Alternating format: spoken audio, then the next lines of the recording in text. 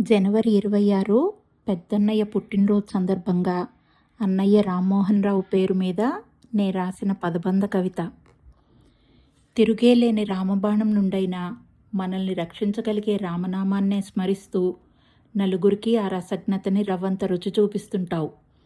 రామభక్త హనుమల మృదు మానసంలో శ్రీరామ మందిరాన్నే నిర్మించుకున్నట్టు మెలుగుతూ మోదంతో ప్రజ్వలంగా ప్రకాశిస్తుంటావు. మలినం కాకుండా మనస్సాక్షిని మందలించగలిగితే మోక్షాన్నే ఇవ్వగలదంటూ ముముక్షువులా మాటిమాటికి గుర్తు చేస్తూనే ఉంటావు.